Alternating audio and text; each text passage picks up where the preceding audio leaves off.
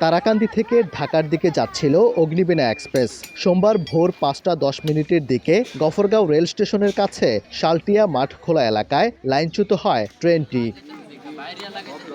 হতাহতের ঘটনা না ঘটলেও যাত্রীদের মাঝে আতঙ্ক দেখা দেয়। পরে তাদের বাসে তুলে দেয়া হয়। দুর্ঘটনাস্থলে রেললাইনের দুপাশের প্রায় ২০ ফুট অংশের নাট বল্টু খুলে রাখা হয়েছিল আগেই। এতেই লাইনচ্যুত হয় ইঞ্জিনসহ দুটি বগি। হঠাৎ করে একটা শব্দ মানে হইতে আসি, আইসা দেখি যে রাস্তা থেকে ট্রেনটা আর কি বঞ্চিত হয়ে নিচে পড়ে গেছে। দুর্ঘটনা অনেক খারাপ, অনেক ভয়াবহ সমস্যা, যাত্রী আতঙ্ক মেতে ছিল। এলাকাবাসীরা সবাই আপনার মানুষ যাত্রীদেরকে নিরাপত্তা দিচ্ছে, সান্ত্বনা দিচ্ছে, দিয়ে তাদেরকে যাতায়াতের ব্যবস্থা করে দিচ্ছে। গত শনিবার একটি দলের প্রার্থী পরিবর্তনের দাবিতে আন্দোলনের সময় রেললাইনে আগুন দেওয়ার ঘটনা ঘটে।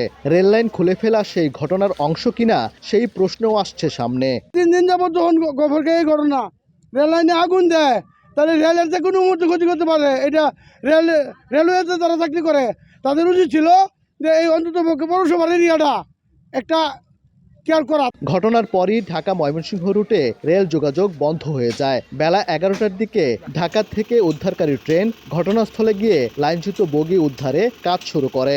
ঘটনা তদন্তে গঠন করা হয়েছে কমিটি। ৫ সদস্য বিশিষ্ট একটি কমিটি গঠন করা হয়েছে। উদ্ধার কাজ পরবর্তীতে আমরা এটা কারা কীভাবে হয়েছে এটা অনুসন্ধান করব। ট্রেন লাইনচ্যুত হওয়ার ঘটনায় চলাচল বন্ধ থাকায় আটকা পড়ে দুটি ট্রেন। ওবায়দুল হক, সময় সংবাদ, ময়মনসিংহ।